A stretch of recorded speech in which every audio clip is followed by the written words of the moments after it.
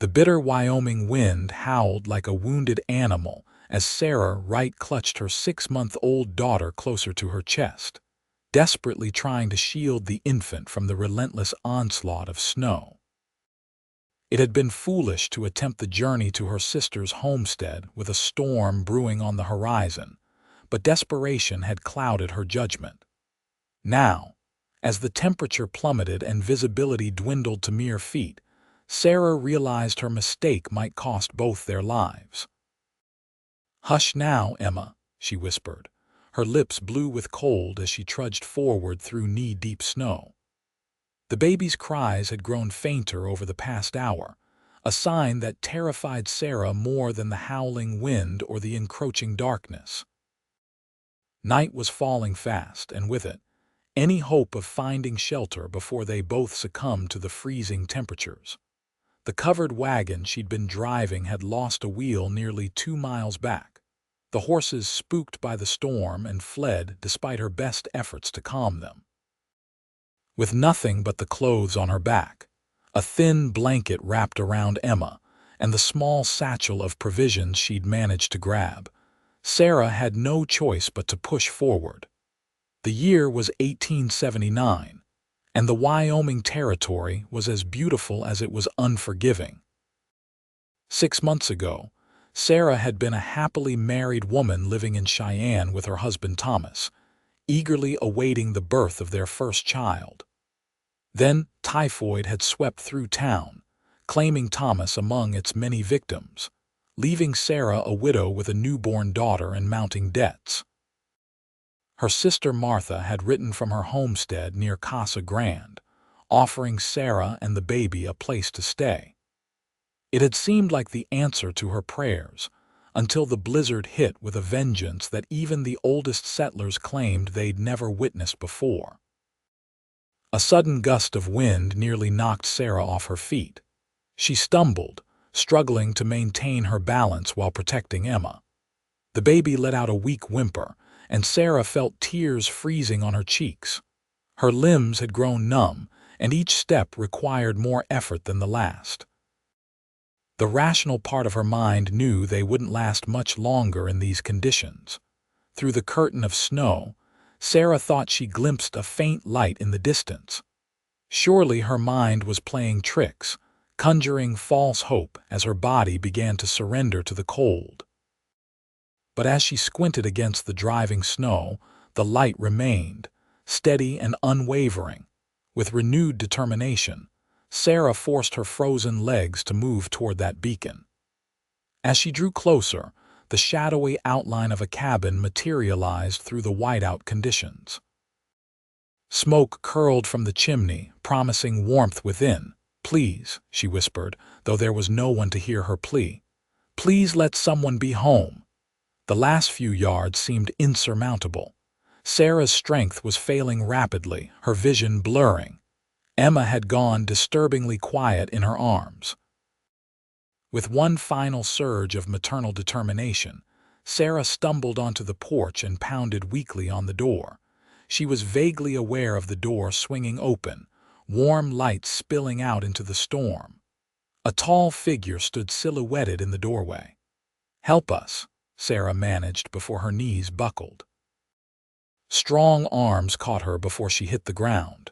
The stranger lifted both her and the baby with surprising ease, carrying them inside the cabin and kicking the door closed behind them.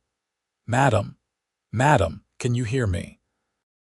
The voice was deep, with a slight drawl that identified the speaker as a man from somewhere in the South. Sarah fought to stay conscious, aware only of the blessed heat enveloping her, and the fact that Emma had been taken from her arms. "My baby," she gasped, trying to reach for her child. "Easy now," the man said, his voice gentler than she would have expected from someone of his imposing size. "Let me get you both warmed up." Through half-frozen eyelashes, Sarah finally got a clear look at their rescuer. He was indeed tall, broad-shouldered, with a face weathered by sun and wind. Dark hair fell almost to his shoulders, and a neatly trimmed beard framed a mouth that was currently set in a concerned line.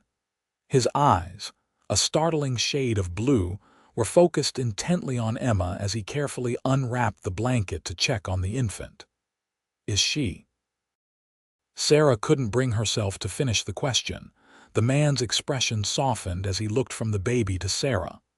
She's alive, but mighty cold. You both need warming up right quick. He placed Emma carefully on a bed near the fireplace, then turned back to Sarah. Can you stand, madam? Need to get you out of those wet clothes before frostbite sets in. Sarah nodded weakly, though in truth she wasn't sure her legs would support her. The man seemed to sense this and offered his arm for support. Name's Ross Stanton, he said as he helped her to a chair by the fire. Most folks around here just call me Ross. Sarah Wright, she managed, her teeth chattering. And my daughter, Emma. Ross nodded, then turned to a trunk in the corner of the cabin. He pulled out a worn but clean shirt and a pair of trousers. These'll be too big, but they're dry. You change while I tend to your little one. He placed a folded blanket on the table to create a makeshift screen for privacy, then turned his attention back to the baby. Sarah was too exhausted and cold to feel embarrassed as she peeled off her frozen dress and undergarments, replacing them with Ross's offered clothing. The shirt hung nearly to her knees, and she had to roll the trouser's waistband several times, but the dry fabric against her skin was heavenly. When she emerged from behind the blanket, she found Ross had unwrapped Emma and was holding her close to his chest, one large hand gently rubbing her back. The baby's color was improving, pink returning to her previously blue-tinged cheeks. She's responding well, Ross said, glancing up as Sarah approached. Young ones can be surprisingly resilient, but it was a close call. Another hour out there. He didn't finish the sentence, but he didn't need to. Sarah reached for her daughter, and Ross carefully transferred the baby to her arms. Emma's eyes fluttered open, recognition dawning in her small face as she gazed up at her mother. Thank you, Sarah whispered, fighting back tears as she cradled her child. We would have died out there. Ross's expression was solemn as he stoked the fire, adding another log. What were you doing traveling in weather like this, especially with a baby? There was no judgment in his tone, only genuine curiosity, but Sarah still felt a flush of shame. I was headed to my sister's homestead near Casa Grande. The storm came on faster than I expected. Our wagon lost a wheel back a ways and the horses bolted. Ross nodded, his expression thoughtful. Casa Grande's still a good 15 miles from here. Even in fair weather, that's not an easy journey on foot. I realize that now, Sarah admitted. I thought we could make it before the storm hit its full strength. I was wrong. We all misjudge things from time to time, Ross said, his voice surprisingly kind. He moved to a pot hanging over the fire and stirred its contents. Got some stew that'll help warm you from the inside. Not fancy cooking, but it'll do the job. As he ladled the hearty stew into a wooden bowl and handed it to her, Sarah studied him more carefully. He moved with the easy grace of a man comfortable in his own skin. His cabin, while sparse, was neat and orderly. A rifle hung on pegs above the door, and various tools were arranged methodically along one wall. This was a man who lived alone but maintained standards. You'll both live through the night, Ross said, correctly interpreting her worried glances at Emma. Storm's likely to keep us locked in here for at least a day or two, though. Wyoming blizzards don't surrender easily. Sarah nodded, spooning the rich stew into her mouth. The warmth spread through her, bringing life back to her frozen limbs. I don't know how to thank you for taking us in. Ross waved away her thanks. Any decent person would have done the same. I'm just glad I was here and not out checking my trap lines. I'd planned to head out today, but something told me to wait. He glanced toward the window, where snow continued to fall with unrelenting intensity. Guess that was the good Lord's doing. As Sarah finished her meal, exhaustion hit her like a physical blow. Ross seemed to notice, for he gestured toward the bed where he'd initially placed Emma. "You take the bed with your little one. I've got a bedroll I use when I'm out trapping. It'll do me just fine by the fire." "I can't put you out of your own bed," Sarah protested. Ross's expression brooked no argument. "Madam Sarah, you nearly froze to death today. You need proper rest, and so does your daughter. The bed's yours for as long as you need it." Too tired to argue further, Sarah nodded gratefully. She settled Emma beside her on the narrow bed, the baby already drifting into a peaceful sleep. As Sarah pulled the thick quilt up over them both, she found herself studying their rescuer once more. Ross Stanton was a puzzle. Most men living alone in such remote conditions tended to grow rough, unkempt, even a bit wild. But there was something dignified about Ross, despite his frontier surroundings. He moved with purpose, spoke with education, and his eyes held a depth of experience that intrigued her. As her own eyes grew heavy, Sarah's last conscious thought was that fate had delivered them into the hands of an unusual man indeed. The howling of the wind woke Sarah sometime in the night. For a disorienting moment, she didn't recognize her surroundings. Then memory came flooding back. The blizzard, the desperate trek through the snow, the tall stranger who had saved them both. Emma slept peacefully beside her, one tiny hand curled against Sarah's chest. Across the cabin, illuminated by the glow of the banked fire, Ross sat in a wooden chair, a book open in his hands. The sight startled her. Not many frontier men prioritized reading, especially by such dim light. As if sensing her gaze, he looked up, marking his place with a scrap of paper. "Everything all right?" he asked quietly. "Yes," Sarah whispered. "Just the wind woke me." Ross nodded. "It's got quite a voice tonight, storm still raging." Sarah shifted carefully to avoid disturbing Emma. "What are you reading?" A hint of embarrassment crossed Ross's face. "Shakespeare." Macbeth, specifically, seems fitting on a night like this. "Fair is foul and foul is fair. Hover through the fog and filthy air," Sarah quoted softly, surprise registered in Ross's blue eyes. "You know Shakespeare?" "I was a schoolteacher before I married," Sarah explained. "In Cheyenne." Ross closed the book, setting it on the small table beside him. "What brought you out to these parts, if you don't mind my asking? Teaching's a respectable profession for a woman." Sarah hesitated, then decided there was no harm in sharing her story. This man had saved their lives. He deserved honesty. "My husband died of typhoid 6 months ago. Emma was just born. The debts piled up and eventually I had to sell our home.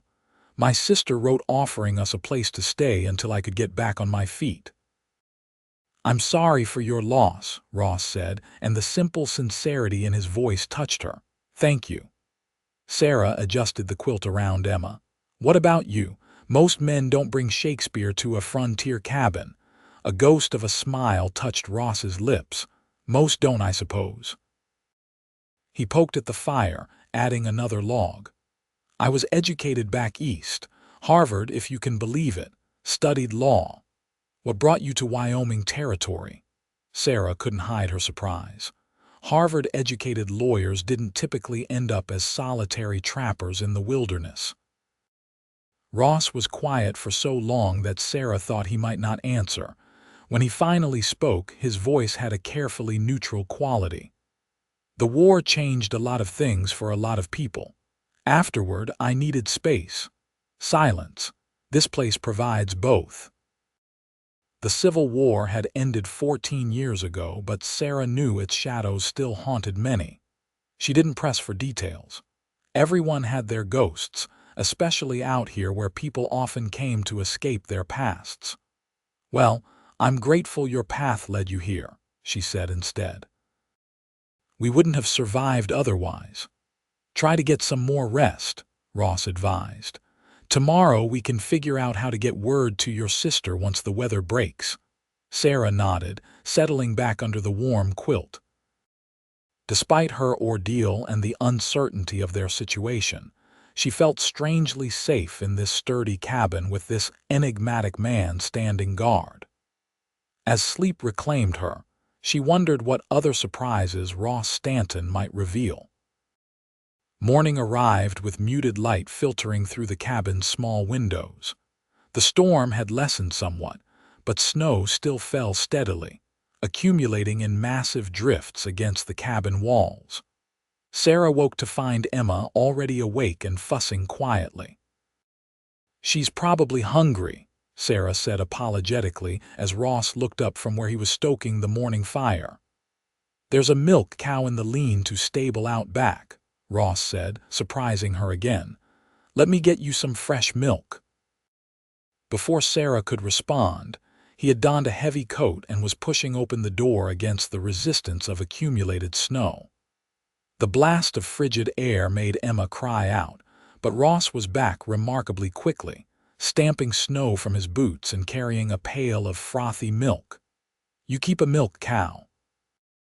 Sarah couldn't hide her surprise. Most solitary men wouldn't bother with the daily commitment a cow required. Ross shrugged as he poured some of the milk into a small pot to warm it. "Bessie came with the place. Previous owner couldn't take her when he moved on. Besides, fresh milk beats tinned any day."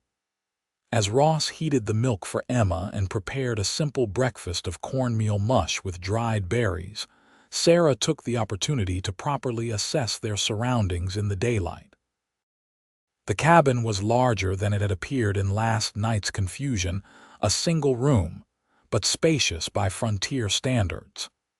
Everything was meticulously organized. Dishes stacked neatly on open shelves, tools hanging in precise order, bed linens folded when not in use. A small bookshelf held perhaps 24 volumes, surprising in both their number and variety. She glimpsed titles on law, history, and several works of classic literature, alongside practical guides on trapping and wilderness survival. Most revealing were the personal touches that spoke of permanence: a handcrafted wooden chess set on a small table by the window, a quilt that showed artistry beyond mere functionality, a carefully carved pipe rack near the hearth. This wasn't the temporary shelter of a drifter. Ross Stanton had made a home here. "How long have you lived in these parts?" Sarah asked as she accepted a tin cup of coffee from him. "Going on 5 years now," Ross replied, settling into a chair across from her with his own cup. "Came out after trying my hand at a few other things back east." "And you've been alone all that time?" The question slipped out before Sarah could consider how personal it was. Ross didn't seem offended. "Mostly. I make supply runs to Casa Grande every couple of months. There are a few neighbors scattered within 10 miles or so. We check on each other after bad storms. Share game when hunting's been good. It's a quiet life, but it suits me." Emma began to fuss again, and Sarah tested the warmed milk on her wrist before feeding it to her daughter using a small wooden spoon.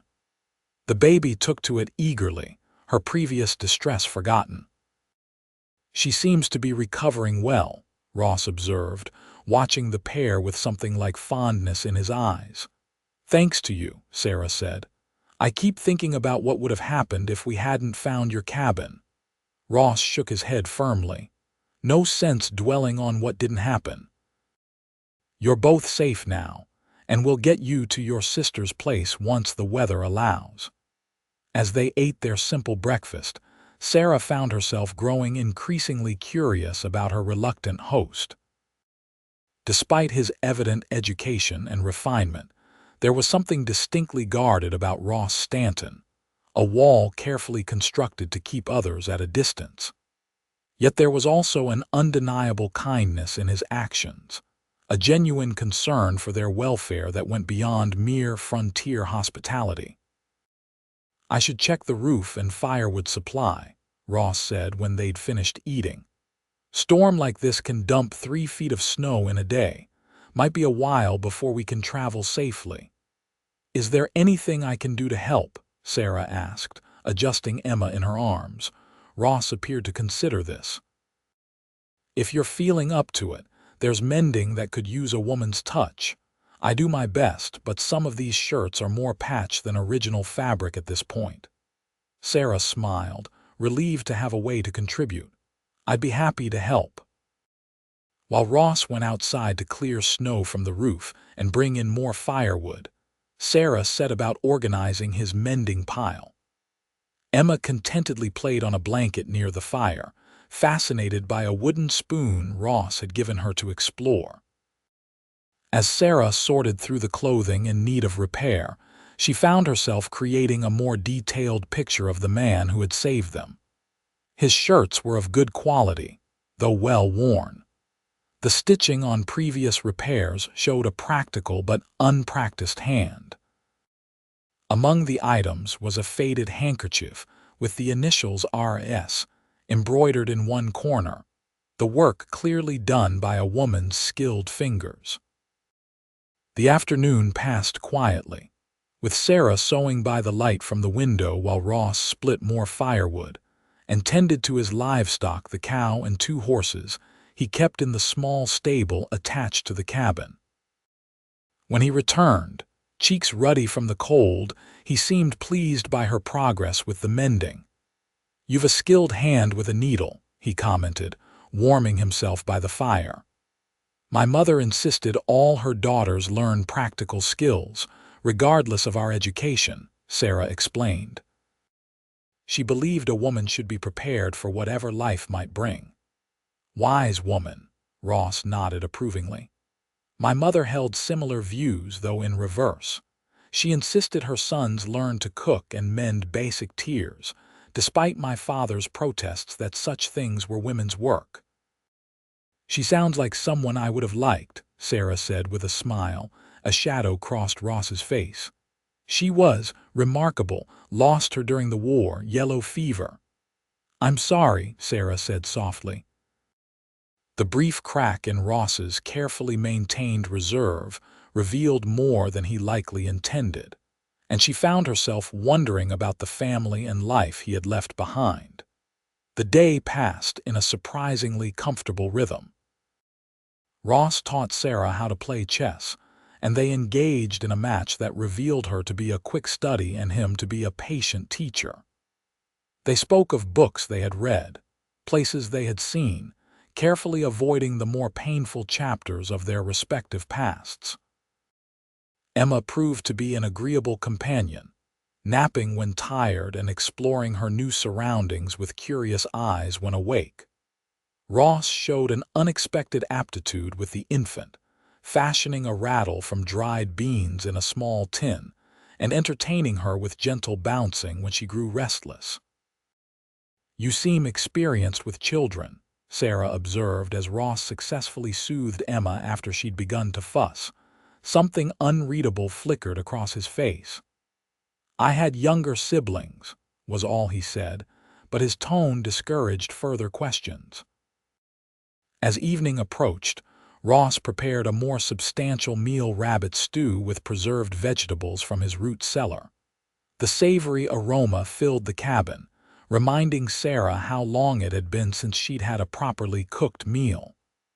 "This is delicious," she said after her first bite. "Another skill your mother insisted upon." Ross's smile was wry but genuine. "Actually, I learned from our family cook. Used to hide in the kitchen when my father was in one of his moods. Miss Abigail took pity on me and taught me how to make a decent meal." The casual mention of hiding from his father's moods revealed another small piece of the puzzle that was Ross Stanton. Sarah found herself increasingly drawn to this complex man who had created a life of isolated self-sufficiency, yet maintained touches of gentility and education. After dinner, as a companionable silence settled over the cabin, broken only by the crackling of the fire and Emma's occasional babbling, Ross cleared his throat. "I've been thinking about your situation," he said, his tone carefully measured. Casa Grande's a fair distance, and even once this storm passes, the trails will be treacherous for a while. I'd be happy to escort you to your sister's when it's safe to travel.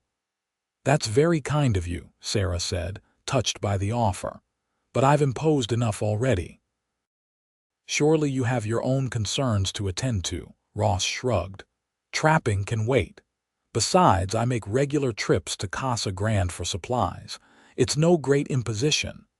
Sarah studied him, trying to discern his motives. Finding nothing but sincerity in his expression, she nodded. Thank you. We'd be grateful for your guidance. As they prepared for their second night in the cabin, Sarah couldn't help but reflect on the strange circumstances that had brought her and Emma to this place. 24 hours ago, she had been certain they would perish in the storm. Now, they were safe and warm in the care of a man who seemed determined to ensure their welfare. It was a debt she could never fully repay, yet Ross asked for nothing in return. His quiet strength and unexpected kindness had already begun to chip away at the walls of grief and worry Sarah had built around herself since Thomas's death.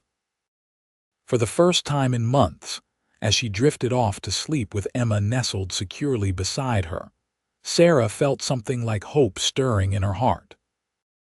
The blizzard continued for 3 more days, confining them to the cabin but creating an unexpected opportunity for Sarah and Ross to become better acquainted.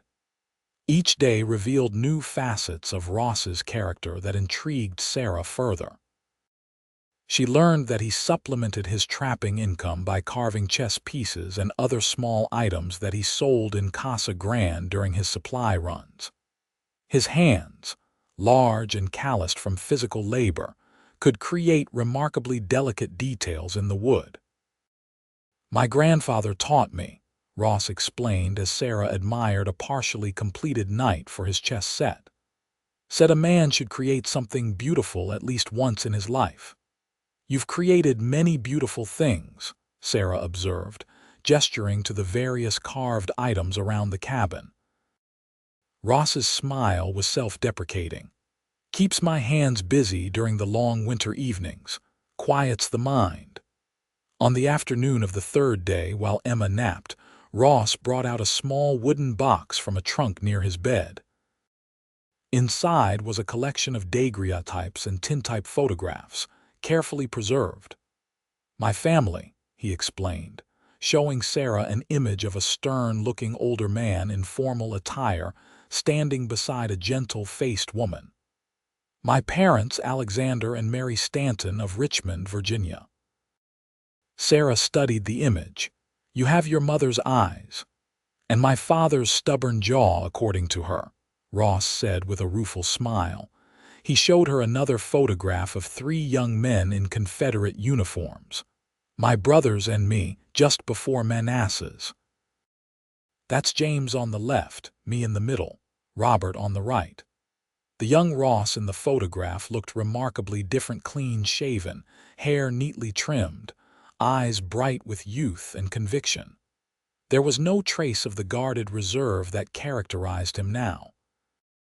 You all fought for the Confederacy? Sarah asked carefully. Ross nodded, his expression solemn. We were Virginia boys. Didn't seem like we had much choice at the time. He hesitated before continuing. James didn't come home. Gettysburg. Robert lost his right leg at Cold Harbor but survived. And you? Sarah asked softly. Ross's eyes grew distant. I came home with all my limbs but found I no longer belonged there. The world we knew was gone. Father had lost everything when Richmond fell. Mother died during the war. Robert married his sweetheart and moved west to Texas. He carefully returned the photographs to their box. I tried practicing law in Washington for a while, then drifted westward until I found this place. The simple narrative contained volumes of unspoken pain, and Sarah found herself reaching out to touch his hand briefly. Thank you for sharing that with me. Ross seemed momentarily startled by the contact but didn't pull away. Strange how easy it is to talk to you, he admitted. Been a long while since I've spoken of these things to anyone. The moment was interrupted by Emma's waking cries. As Sarah went to tend to her daughter, she felt a shift in her relationship with Ross, a deeper understanding that went beyond their circumstances as rescuer and rescued.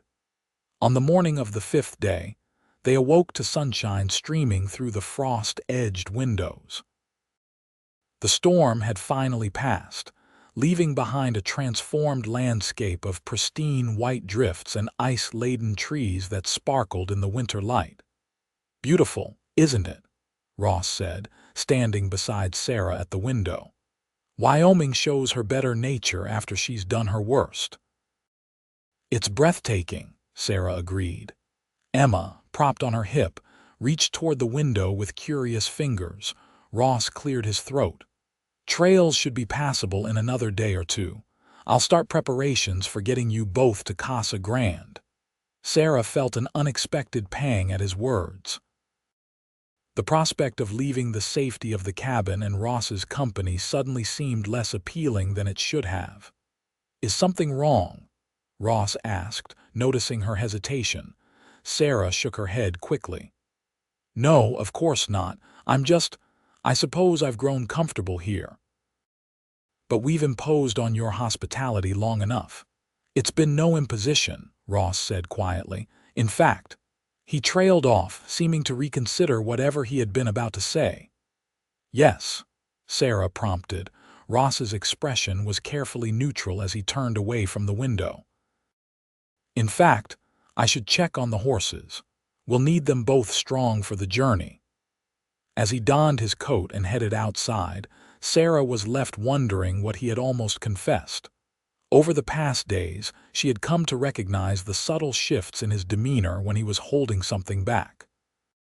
The day passed in preparations for their upcoming journey. Ross brought out a small sleigh from the lean-to stable and began readying it for travel, checking runners and reinforcing weak points. Sarah inventoried the provisions he suggested they take, packing them carefully in oilcloth to keep them dry. That evening, as they shared their final meal before the planned departure the next morning, an unusual tension hung in the air. Emma, oblivious to the adult's discomfort, happily gummed a piece of hardtack Ross had softened for her. "How far is your sister's homestead from Casa Grande proper?" Ross asked, breaking a lengthy silence. "About 3 miles southwest, according to her letters," Sarah replied. "She and her husband James have a small farm there. They've been in the territory for 2 years now." Ross nodded. "I know the area. Good land, close enough to town for necessities but far enough for privacy." "Have you ever considered farming instead of trapping?" Sarah asked, curious about his choice of solitary profession. "Thought about it," Ross admitted. "Even have enough saved to buy a decent parcel. But farming ties a man down more permanently. Requires commitments." There was something in the way he said commitments that made Sarah wonder if he meant more than just the daily duties of agricultural life. "And you prefer freedom," she suggested. Ross considered this, absently running a finger around the rim of his coffee cup. "I used to think so. Now I'm not so certain." The admission hung between them, loaded with implications neither seemed ready to address directly. Sarah busied herself with wiping Emma's face, avoiding Ross's gaze. "I should thank you properly," she said finally. "You've done more than simply save our lives. You've shown us kindness when we needed it most." "Anyone would have done the same," Ross said, echoing his earlier dismissal of her gratitude. "No," Sarah said firmly, meeting his eyes. "Not anyone. What you've done, the way you've treated us both, it's been extraordinary, Ross." His expression softened at her use of his given name. "Sarah."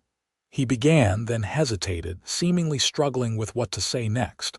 "I've enjoyed having you and Emma here, more than I expected to. It's reminded me of things I thought I'd left behind for good." "What things?" Sarah asked softly. Connection, conversation, purpose beyond my own immediate needs. Ross's voice was low, almost confessional. When you're alone for years, you forget how it feels to care for others, to have someone depend on you. It awakens something. Emma chose that moment to drop her spoon with a clatter, breaking the intensity of the moment. Ross smiled ruefully as he bent to retrieve it. We should get an early start tomorrow, he said, his tone shifting back to practical matters. If we leave at first light, we can reach Casa Grande by nightfall, weather permitting. As Sarah prepared Emma for bed that night, she found herself torn by conflicting emotions. She was eager to see her sister and begin rebuilding her life, yet leaving Ross and the unexpected haven his cabin had become filled her with an inexplicable sadness. What do you think, little one? She whispered to Emma as the baby drifted toward sleep. Have we found a friend in Mr. Stanton? Emma's only response was to snuggle closer. Tiny fingers curled around a lock of Sarah's hair. Across the cabin, Ross was checking the sleigh harness by lamplight, his brow furrowed in concentration. Watching him, Sarah admitted to herself what she had been reluctant to acknowledge. In the span of less than a week, she had developed feelings for this solitary, complex man who had saved them from certain death. The realization was as troubling as it was surprising. Thomas had been gone only 6 months, and while Sarah didn't believe grief should condemn her to eternal loneliness, the speed with which Ross had come to occupy her thoughts seemed almost disloyal to her late husband's memory. Yet there was no denying the connection that had formed between them, a bond forged in crisis, but strengthened through quiet conversations and shared meals. Chess games by firelight and stories exchanged as the blizzard raged outside. Tomorrow they would leave this sheltered place and return to the wider world, with all its complications and demands. Whether the fragile understanding that had grown between them could survive outside the intimate confines of the cabin remained to be seen. With these thoughts circling in her mind, Sarah finally drifted into an uneasy sleep, her dreams filled with swirling snow and blue eyes that seemed to see straight through to her soul. Dawn broke clear and cold over a landscape transformed by the blizzard. Ross had risen before first light, preparing the sleigh and horses while Sarah gathered their few belongings and fed Emma a final meal in the cabin that had sheltered them from the storm's fury. Ready? Ross asked as he helped Sarah into the sleigh, carefully taking Emma while Sarah settled herself among the buffalo robes he had arranged for warmth. Sarah nodded, accepting Emma back and tucking the baby securely against her chest, protected from the cold by layers of blankets. As ready as we can be. Ross checked the cabin one last time, making sure the fire was properly banked and everything secured for his absence. There was something almost reluctant in his movements, as though he too felt the significance of their departure. The journey began in companionable silence, the sleigh gliding smoothly over the deep snow. Ross handled the team with confident ease, choosing their path carefully to avoid drifts too deep for safe passage. The horses' breath billowed in the frigid air, their hooves making a muffled crunch against the packed snow. The day was gloriously clear, the sky a brilliant blue that seemed to stretch forever over the white wilderness. Mountains loomed in the distance, their peaks glistening in the winter sunshine. I've never seen anything so beautiful, Sarah admitted, gazing at the pristine landscape surrounding them. It's why I stay, Ross said simply.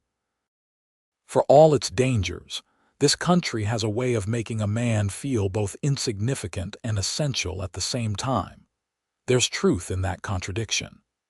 They passed the remains of Sarah's abandoned wagon around midday, now almost completely buried in snow. Ross stopped briefly to assess whether anything was salvageable. Not much left, he concluded. Wheels broken beyond repair, and the elements have taken a toll on the rest. He managed to recover a small valise containing some of Sarah's personal items, which she accepted gratefully. Thomas and I purchased this wagon when we first came west, she explained, running her hand over the weathered wood of the exposed seat. It carried everything we owned from Pennsylvania. Ross nodded in understanding. First wagon I owned carried me from Virginia to Kansas. Felt like losing a friend when the axle finally gave out near Dodge City. Did you travel alone? Sarah asked, realizing how little she knew about his journey west. Mostly, Ross replied, guiding the horses back onto their path. Joined wagon trains when the territories were uncertain, hired on as security sometimes to earn my passage. Spent a few years moving from place to place before finding this corner of Wyoming. What made you stay here specifically? Sarah was genuinely curious about what had finally anchored this wandering man. Ross considered the question as he navigated a particularly narrow passage between snow-laden trees. Hard to explain, he said finally. Something about the land itself spoke to me. Reminded me there are forces greater than human conflicts and sorrows. The mountains don't care who won the war or what a man did or didn't do in the past. The simple eloquence of his answer touched Sarah deeply. She recognized in his words the same yearning for peace and purpose that had driven her own decision to journey west after Thomas's death. As the day progressed, the trail gradually widened, showing signs of more frequent travel. By mid-afternoon, they began to encounter occasional evidence of other human presence: a distant cabin with smoke curling from its chimney, tracks of other sleighs or horses cutting through the snow. We're approaching more settled country, Ross explained. Another few hours should bring us to Casa Grande. Emma had been remarkably good-natured throughout the journey, sleeping for long stretches and waking only to nurse, or when the sleigh hit a particularly rough patch. Now, sensing the change in their surroundings, she became more alert, her eyes wide as she took in the brightening sky and passing scenery. She's a remarkable baby, Ross commented, watching as Emma reached toward a branch heavy with snow. Strong-willed like her mother. Sarah smiled, touched by the observation. Let's hope that serves her well in life. No doubt it will, Ross assured her. My mother always said the strongest women have the hardest paths but leave the deepest footprints. Your mother sounds like she was very wise, Sarah said. She was, Ross agreed, a hint of old pain in his voice. Wish you could have met her. She would have liked you. The simple statement carried more weight than its words alone suggested. It was the first time Ross had directly connected Sarah to his past life in any meaningful way. As they crested a hill in the late afternoon, the scattered buildings of Casa Grande came into view in the valley below. Though small by Eastern standards, the town represented civilization after days of isolation, smoke rising from chimneys, the steeple of a small church catching the last rays of sunlight, horses and wagons moving along the main street despite the snow. There it is, Ross said, an odd note in his voice. Not much to look at compared to Cheyenne or other territorial towns, but it serves the surrounding homesteads well enough. Sarah felt a curious mixture of relief and regret as they began the descent toward town.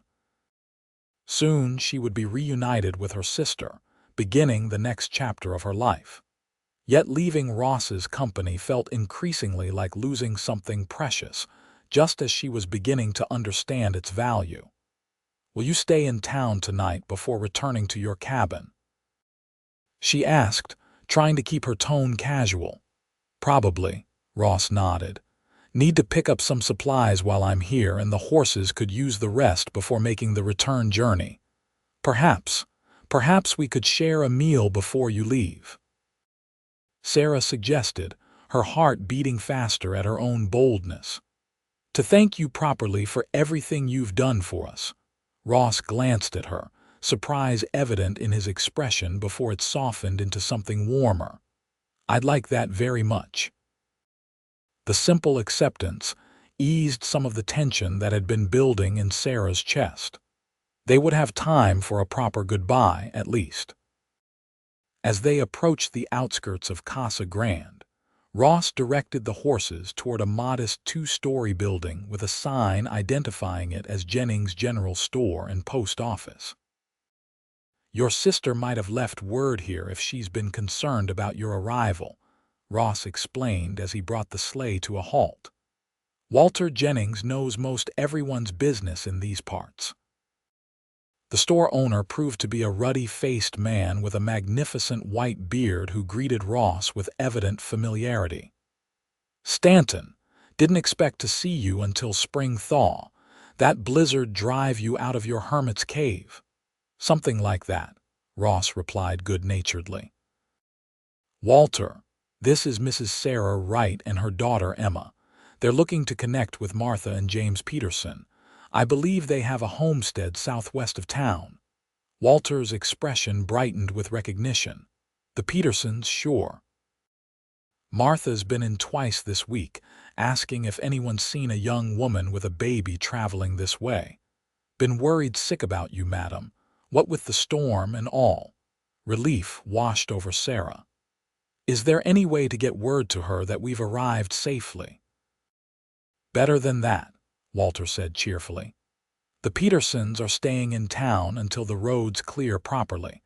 Got a room over at the boarding house. Been too risky to travel back and forth to their place with the snow so deep." This news simplified their situation considerably. Ross thanked Walter for the information and directed their sleigh toward the boarding house at the end of the main street. Martha's tearful reunion with Sarah took place on the boarding house porch, with Martha rushing out at the first sight of the sleigh, alerted by a neighbor who had recognized Ross's distinctive team.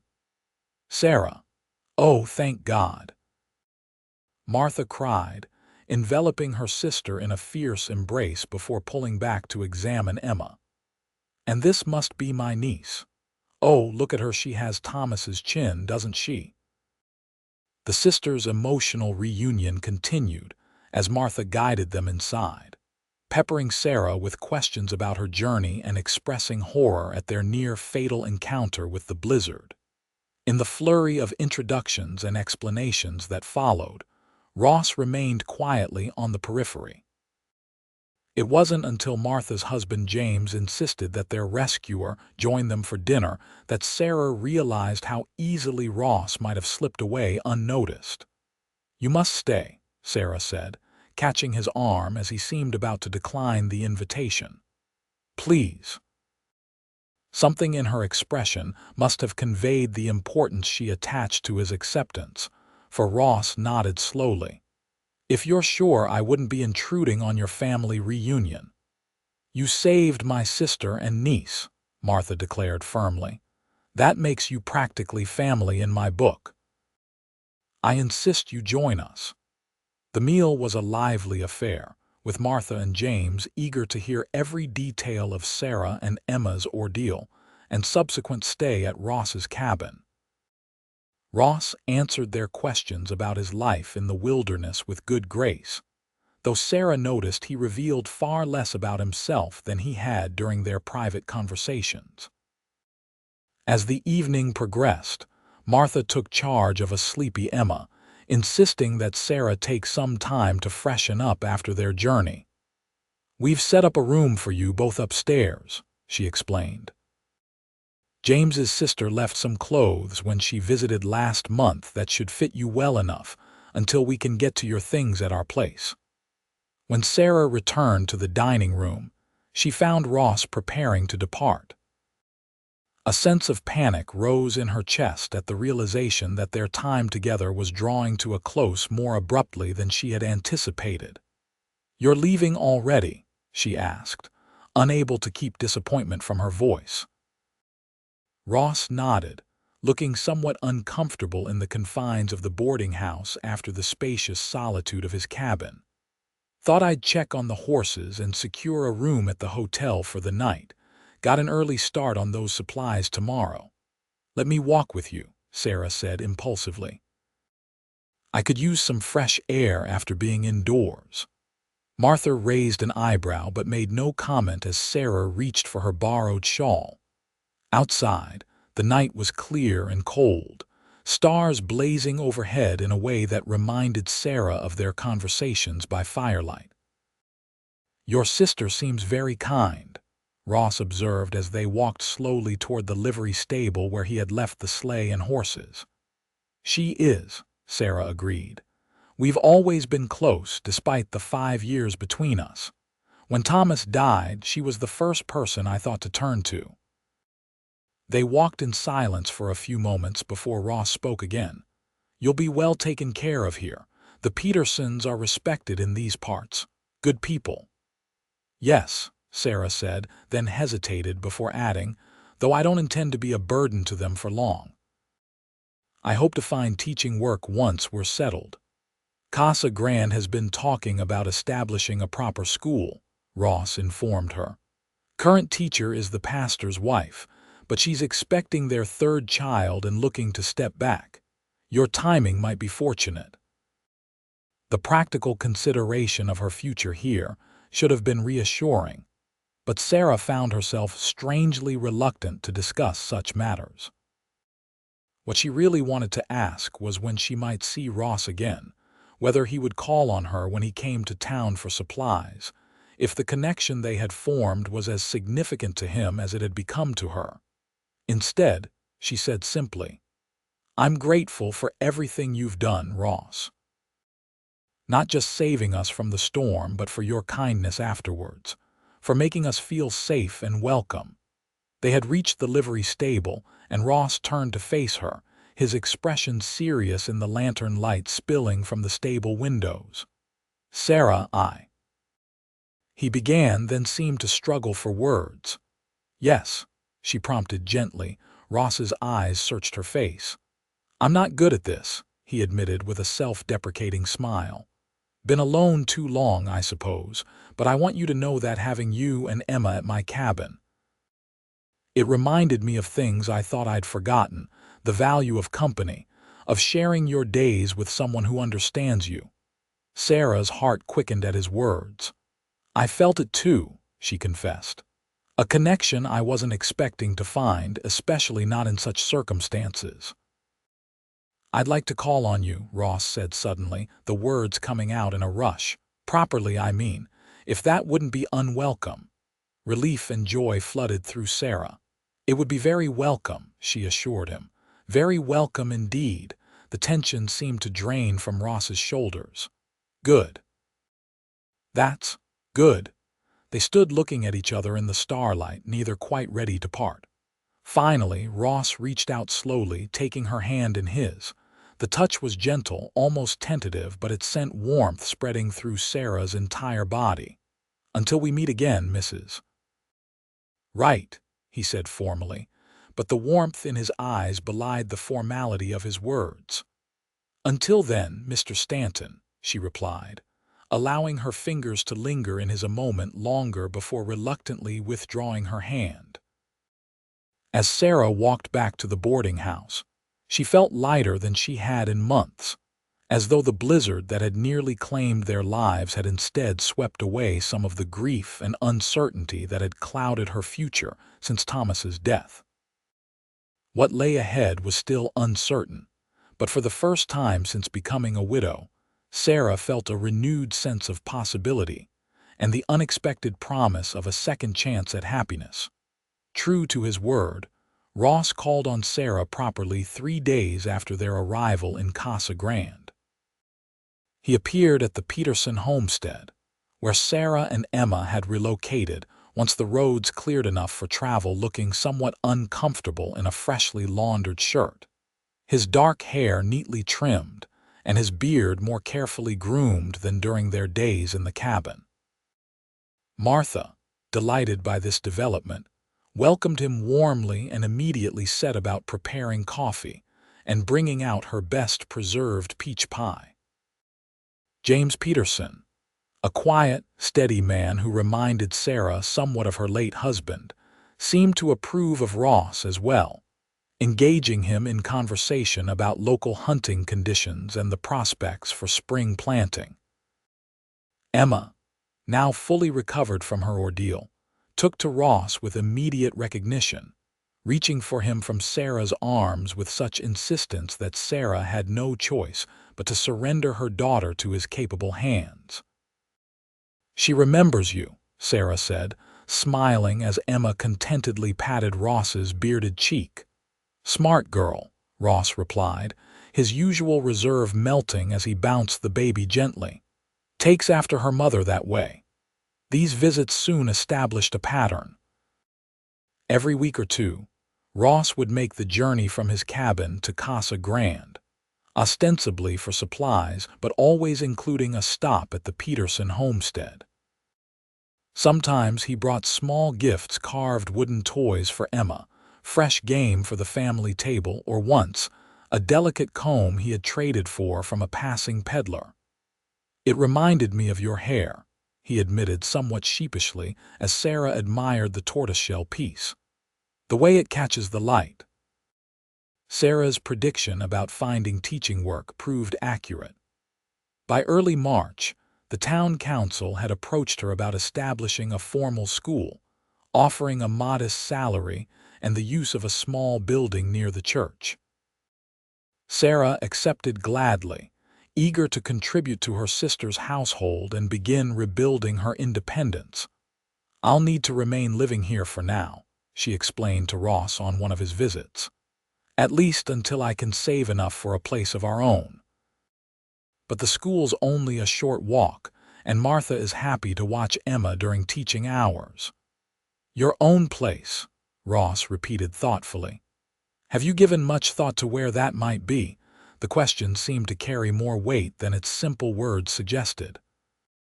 Sarah studied Ross's face, trying to discern his meaning. "I haven't decided," she admitted. "It would depend on many things." Ross nodded, his expression giving away little. "Of course." As spring began to transform the landscape, melting the last of the snow and bringing new growth to the valley, Sarah found herself increasingly drawn to the quiet strength and gentle wisdom of the man who had saved them from the blizzard.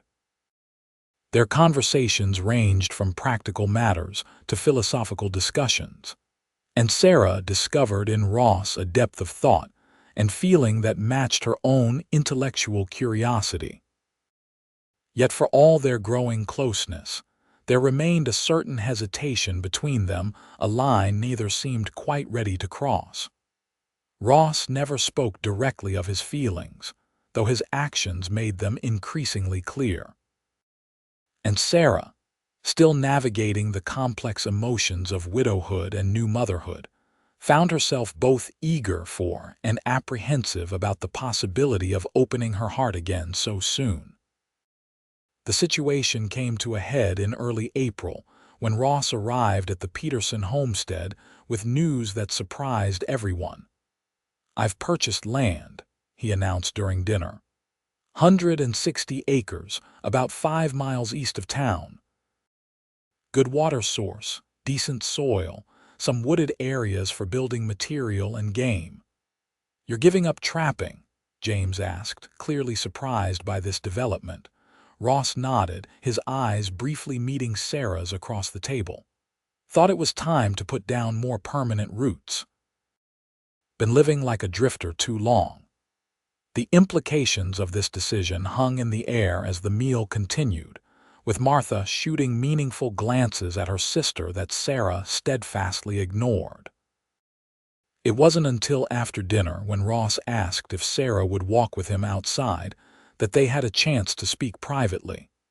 The evening was mild, spring flowers beginning to dot the prairie surrounding the Peterson homestead.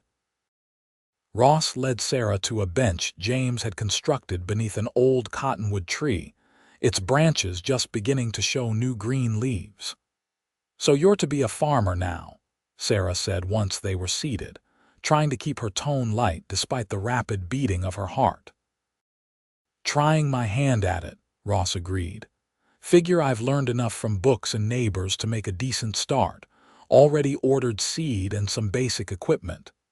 "It's quite a change from your solitary cabin," Sarah observed. "What brought this on?" Ross was quiet for a moment, his gaze fixed on the distant mountains still capped with snow. "I've been doing a lot of thinking these past months," he said finally, "about the future, about what I want from the years ahead." He turned to face her directly. "Being alone suited me for a time. It was what I needed after the war, after losing so much. But now—" He trailed off, seeming to struggle for the right words. Sarah waited, hardly daring to breathe. "The night I found you and Emma at my door," Ross continued, his voice low and earnest, "something changed for me. Watching you fight so fiercely for your child's life, seeing your courage in the face of circumstances that would have broken many. It woke something in me I thought had died during the war." "What was that?" Sarah asked softly. "Hope," Ross said simply. "Hope for something beyond mere survival. For connection. For—" He hesitated, then said with quiet certainty, "for love." The word hung between them, fraught with meaning and possibility. Sarah felt tears pricking at her eyes, moved by the vulnerability this usually reserved man was showing her. "Ross," she began, but he gently placed a finger against her lips. "Let me finish before my courage fails me," he said with a small smile. "Sarah, I know it's only been 4 months since that blizzard brought you to my door. I know you're still healing from Thomas's loss, still finding your way forward. I would never presume to replace him in your heart or Emma's life." He took a deep breath before continuing. "But I find myself thinking of you both constantly. Of your smile, your intelligence, your strength. Of the way Emma reaches for me when I visit, as if I matter to her. And I've come to realize that I want to be a part of your lives if you'll have me." Sarah's heart felt so full it might burst. "Are you asking to court me, Ross Stanton?" she asked, a tremulous smile forming despite her tears. "I'm asking for much more than that," Ross admitted, reaching into his pocket and withdrawing a small object. "I'm asking if you might consider building a life with me. Not right away if you're not ready. I would wait as long as needed, but I want you to know my intentions." He opened his hand to reveal a simple gold ring with a small pearl set in its center. "This was my mother's," he explained. "The one thing of value I kept when I left Virginia. I've carried it all these years, not knowing why until now." Sarah stared at the ring, overwhelmed by the significance of what Ross was offering, not just marriage, but a future, a home, a father for Emma, a chance to create a new family from the ashes of their respective losses. "Ross, she began, then found herself unable to continue as emotion closed her throat. Misinterpreting her hesitation, Ross quickly closed his hand around the ring. "I'm moving too fast," he said, regret coloring his voice. "Forgive me. The last thing I want is to pressure you when you're still—" Sarah cut him off by placing her hand over his. "No," she said firmly, "you haven't misread anything." She took a steadying breath. "When Thomas died, I thought that part of my life was over. That love was something I'd had my share of, and now my purpose was simply to raise Emma and make the best life I could for her." Ross watched her face intently as she continued. "Then the blizzard came, and we found ourselves at your door. And in the midst of that danger, something unexpected happened. I began to feel again not just grief or worry or determination to survive, but hope, interest, joy." She smiled through her tears. "I began to see possibilities I thought were closed to me forever." "Sarah," Ross whispered, hope dawning in his blue eyes. "I can't promise that I'm fully healed," Sarah said honestly. "There are days when grief still catches me unawares, but I know with absolute certainty that what I feel for you is real and true. And if you're patient with me, if you can accept that Thomas will always have a place in my heart and Emma's memory." "Of course," Ross said immediately. "I would never wish otherwise." Sarah squeezed his hand. "Then yes, Ross Stanton. Yes, I would be honored to build a life with you." The joy that transformed Ross's face in that moment was something Sarah knew she would remember for the rest of her days. He opened his hand, offering the ring once more, and with trembling fingers, Sarah allowed him to slip it onto her finger. "It fits," she said with wonder, admiring how the pearl caught the last light of evening. "As if it was always meant for you," Ross agreed, and then, with infinite gentleness, he leaned forward and kissed her. The kiss was tentative at first, both of them uncertain after so long without such intimacy. Then Sarah's arms went around his neck, and Ross pulled her closer, the kiss deepening into something that spoke of promises and passion, and the possibility of healing that comes when two wounded souls find each other. When they finally broke apart, both breathless, Ross rested his forehead against hers. "I love you, Sarah Wright," he said, his voice rough with emotion. "You and Emma both. I promise to spend every day trying to be worthy of the trust you've placed in me." "I love you too," Sarah replied, the words feeling both new and completely right. "And I have no doubts about your worthiness, Ross. None at all." They were married on a perfect June day, with wildflowers carpeting the prairie and the mountains standing sentinel in the distance. The ceremony took place on Ross's newly established farm, where he had built a modest but sturdy house with extra rooms for the family they hoped to create together. Emma, now a year old and taking her first wobbly steps, was the center of attention, proudly carried down the makeshift aisle by her Aunt Martha to where Ross and Sarah waited beneath an arch of twisted branches and spring blossoms. The guest list was small Martha and James, a few neighbors from surrounding homesteads, the pastor and his wife, and a surprise visitor. Ross's brother Robert, who had traveled all the way from Texas upon receiving news of the impending marriage. "Never thought I'd see the day my brooding older brother would settle down," Robert teased during the celebration that followed the ceremony. "This lady must be quite extraordinary." "She is," Ross confirmed, his eyes finding Sarah across the gathering where she was introducing Emma to some of the other children. "More than I ever dared hope for." The early years of their marriage were not without challenges. Building a successful farm from raw land required backbreaking work and unwavering determination. There were setbacks, a late frost that damaged their first wheat crop, a summer drought that threatened their vegetable garden, the endless adjustments of two independent adults learning to share a life. But there were joys too, so many joys that Sarah sometimes felt her heart might burst with gratitude. Emma's first clear words were "Mama" and "Pa," the latter directed at Ross with such natural affection that tears sprang to his eyes. The first harvest that exceeded their expectations. The community that formed around them as other families settled nearby. And then, just over a year after their wedding, the birth of their son, Thomas Ross Stanton, named for both the father he would never know and the one who had stepped forward to love him as his own. "He has your eyes," Sarah whispered as Ross held his newborn son with tender amazement. "And your determination," Ross replied, laughing softly as the infant gripped his finger with surprising strength.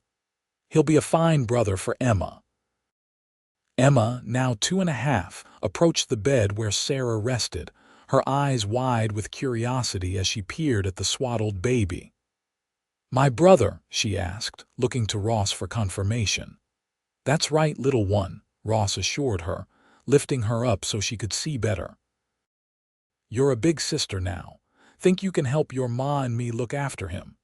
Emma nodded solemnly, reaching out to touch the baby's cheek with surprising gentleness. "I help," she promised. Sarah watched the three of them, her heart so full it ached. The family they were creating together wasn't what she had imagined when she'd married Thomas all those years ago in Cheyenne. It was something different, something born of loss and resilience, chance and choice. More children followed as the years passed. A daughter, Mary Elizabeth, born 2 years after Thomas. And finally, another son, James Alexander, who arrived as Sarah was approaching her 40th birthday, a joyful surprise when they thought their family complete. The farm prospered under Ross's careful management and Sarah's practical support. The house expanded along with their family, additional rooms added as needed. The school Sarah had helped establish in Casa Grande flourished, and though she no longer taught full-time after Thomas's birth, she remained involved, helping train new teachers and organizing a lending library for the community. On cold winter nights, when the wind howled around their sturdy home, Ross and Sarah would sometimes reminisce about the blizzard that had brought them together. "I still remember the moment I opened that cabin door and saw you standing there, half frozen with Emma in your arms," Ross would say, shaking his head at the memory. "Never been so scared in my life, not even during the worst of the war." "Really?" Sarah would ask, though she knew the story by heart. "Why was that?" "Because for the first time in years, someone else's fate mattered more to me than my own," Ross would admit. "When I told you both would live through the night, I was promising myself as much as you. Failure wasn't an option." On the 20th anniversary of the blizzard that had changed their lives, Ross presented Sarah with a special gift, a beautifully carved wooden box containing 2 chess pieces, a queen and a knight. "The queen for your strength and wisdom," he explained as Sarah traced the intricate details with her fingers. "The knight for the distance I traveled to find you." "After all these years, you still surprise me, Ross Stanton," Sarah said, stretching up to kiss her husband, his hair now streaked with silver at the temples, his face more lined but still handsome in her eyes. "Good," he replied with the smile that still made her heart skip a beat. "Figured I'd better keep at it, or you might get bored with this old cowboy turned farmer." "Never," Sarah promised, leaning against his solid strength. "Not in this lifetime or any other." Later that evening, as they sat on the porch watching the sunset paint the distant mountains in shades of gold and pink, their grown children and grandchildren playing in the yard before them, Sarah reflected on the journey that had brought them to this moment of contentment. The blizzard that had nearly claimed her and Emma's lives had instead delivered them to a man whose quiet strength and genuine heart had helped heal wounds she'd thought would never mend. Together, they had built something precious from the broken pieces of their past lives: a family, a home, a legacy of love that would continue long after they were gone. "What are you thinking about?" Ross asked, his hand finding hers as naturally as breathing. Sarah smiled, squeezing his fingers gently. "I was thinking about promises kept," she said softly. "About living through the night and all the beautiful days that followed." Ross nodded in understanding, drawing her closer as the first stars appeared in the darkening sky. No further words were needed between them, just the peaceful certainty that the love forged in that desperate moment of survival had proven stronger and more enduring than either could have imagined possible. In the years that followed, their family continued to grow and flourish. Emma eventually married the son of a neighboring farmer, establishing her own homestead nearby. Thomas pursued higher education in Denver before returning to Casa Grande to practice medicine, becoming the town's first resident doctor. Mary Elizabeth inherited her father's artistic talents and her mother's love of literature, teaching at the school Sarah had helped found while writing stories of frontier life that found their way to Eastern publishers. James, the youngest, took over the management of the family farm, allowing Ross and Sarah to ease into a well-earned retirement. By the time Ross and Sarah celebrated their 50th wedding anniversary, Casa Grande had grown from a struggling settlement to a thriving small town. The railroad had finally reached them, bringing increased prosperity and connection to the wider world. Many of the original settlers had passed on, but the Stanton farm remained a cornerstone of the community, a testament to what could be achieved through persistence and hard work. "Did you ever imagine this?" Sarah asked Ross as they sat surrounded by children, grandchildren, and even a few great-grandchildren at their anniversary celebration. "That night when I appeared at your door." Ross shook his head, his hand steady in hers despite his 80 years. "Never in my wildest dreams," he admitted. "I was just hoping you and Emma would survive until morning." "We did more than survive," Sarah said softly. "Because of you, we learned to live again, to love again." "We did that together," Ross corrected gently. "You saved me as surely as I saved you, Sarah. Never doubt that." As twilight deepened around the gathering, Ross stood and raised his glass, his voice still strong despite the passing years. "To my beloved wife," he said, eyes fixed on Sarah's face with the same tenderness that had been there from the beginning, "who taught me that even the darkest blizzard can lead to the brightest dawn." The gathered family raised their glasses in response, echoing his toast. But for Ross and Sarah, the moment stretched beyond the celebration, connecting them to that desperate night so many years ago when fate and courage had combined to give them both a second chance at happiness. And in that moment, surrounded by the family they had created together, they knew with absolute certainty that every struggle, every joy, every moment shared had been worth the journey, a journey that began with a promise made in a snowbound cabin and fulfilled beyond their wildest dreams in the life they had built together.